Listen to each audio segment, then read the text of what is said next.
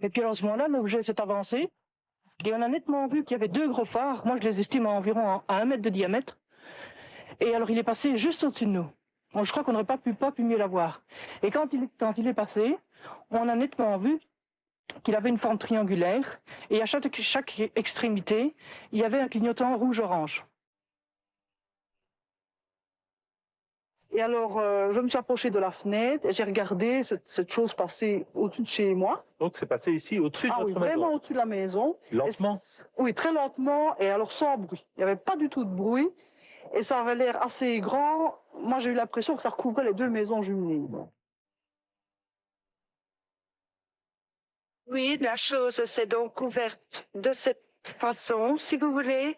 Donc, il y a eu les ailes qu'on a vues gris métallisées, légèrement bleutées, et puis des tas de petits points qui sont sortis.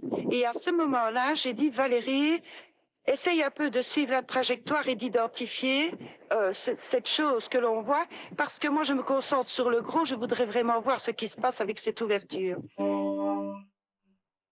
Et vous en avez parlé assez vite à vos amis ou ça vous gênait un peu d'en parler? Ça me gênait quand il a fallu du temps.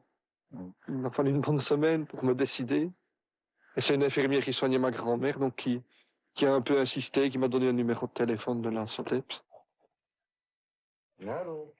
La SOBEPS, la Société belge d'études des phénomènes spatiaux, a recueilli les témoignages de centaines de Belges qui n'en sont toujours pas revenus. Le réseau d'enquête était, disons, un peu somnolent parce qu'il y avait très très peu de phénomènes à récolter. Et puis brutalement, évidemment, ces événements ont éclaté le 29, là, du côté de Penn. C'était vraiment invraisemblable le nombre d'informations qui sont tombées en avalanche. Le 29 novembre 89, dans la région de Liège, plus de 200 personnes voient passer juste au-dessus d'eux des objets triangulaires, massifs, gros comme des maisons, volant à très basse altitude, lentement, sans bruit et capables d'accélération très brusque. En un an, il y aura près de 1000 observations indépendantes les unes des autres qui ont permis de reconstituer le déplacement des objets. À la SOBEPS, les rapports d'enquête s'accumulent, ainsi que les dessins de tout style, représentatifs d'un public très varié. Mais les témoins oculaires ne sont pas seuls. Les F-16 de l'armée belge ont enregistré sur leurs écrans radars des échos non identifiés. À la suite du témoignage d'un gendarme qui a vu des lumières bizarres dans le ciel, ils ont décollé au soir du 31 mars 91. À la conférence de presse qui suivra, les militaires avoueront que chaque fois qu'un objet était bien localisé par un des radars, il changeait instantanément sa direction de vol et disparaissait des écrans. Mais il y a plusieurs moments où le radar de Glon observait quelque chose et où les pilotes ont eux-mêmes enregistré quelque chose sur leur radar. Voici l'écran radar d'un F-16 dont on a gardé l'enregistrement. La ligne horizontale au centre, c'est l'horizon. Le W central, c'est le F-16 et sa ligne de vol. Le losange horizontal à droite au centre, c'est l'objet non identifié. Il vole à 7000 pieds, c'est-à-dire à 2300 mètres d'altitude, et sa vitesse est de 770 nœuds, soit 1400 km/h. En 4 secondes, l'objet a perdu 1000 mètres d'altitude. Sa vitesse est passée à près de 2000 km/h. Cette accélération fulgurante dépasse toutes les performances d'avions connus.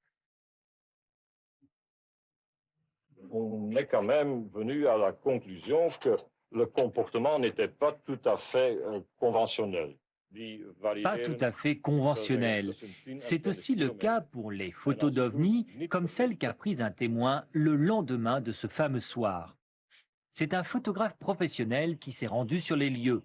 Coup de chance, un OVNI est justement en train de se promener, silencieusement et lentement, à 300 mètres d'altitude. Notre photographe, qui a dessiné la scène par la suite, prend une photo. Mais quand on découvrira la photo, il n'y aura qu'une minuscule lumière entourée d'un trait de crayon. Alors, s'agit-il de tricherie? Certains témoins ont-ils été abusés?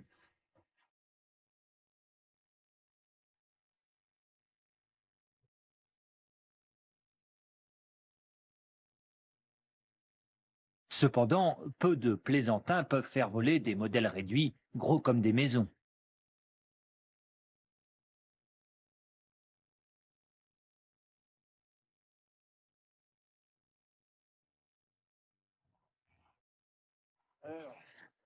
Hypothèse plus sérieuse des avions comme le B-2 ou le F-117, ces avions furtifs pour qui tromper les radars est un jeu d'enfant.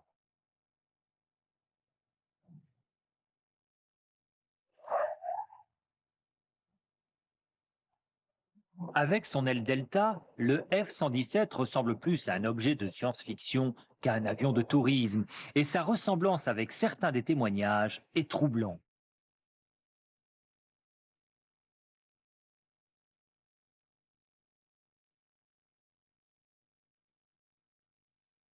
On soupçonne même les Américains de faire voler actuellement des avions espions encore plus avant-gardistes. N'oublions pas que le F-117 resta secret pendant plus de 7 ans.